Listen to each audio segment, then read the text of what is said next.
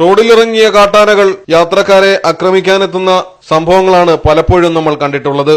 എന്നാൽ ബാറ്ററി തീർന്ന് റോഡിൽ ഓഫായി പോയ വാഹനം തള്ളി സ്റ്റാർട്ട് ചെയ്ത് ഒരു കൈ സഹായം നൽകിയ ആനയുമുണ്ട്. സംഭവം ശ്രീലങ്കയിലാണ്. ശ്രീലങ്കയുടെ വടക്കൻ പ്രവിശ്യയിലുള്ള ഹബാരാന വനമേഖലയോട് ചേർന്നുള്ള സ്ഥലത്താണ് ബാറ്ററി നിലച്ചുപോയ ട്രക്ക് ആന തള്ളി നീക്കി സഹായിച്ചത്. വനത്തിന് നടുവിൽ നിന്ന് പോയ ട്രക്ക് സ്റ്റാർട്ട് ചെയ്യാൻ ഡ്രൈവർ പരമാവധി ശ്രമിച്ചു. നടന്നില്ല. സമീപത്തുകൂടി പല വാഹനങ്ങളും കടന്നുപോയി. എന്നാൽ പുറത്ത് ആന നിൽക്കുന്നത് കാരണം ഡ്രൈവർ വെളിയിലിറങ്ങിയില്ല, സഹായവും അഭ്യർത്ഥിച്ചില്ല.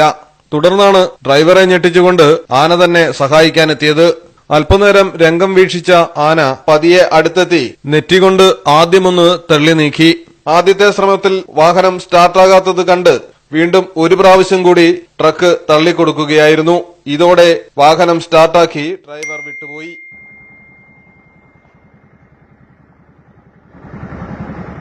പൊതുവെ ബുദ്ധിയുടെ കാര്യത്തിൽ ആനകൾ മുന്നിലാണ്. News desk Malayalam.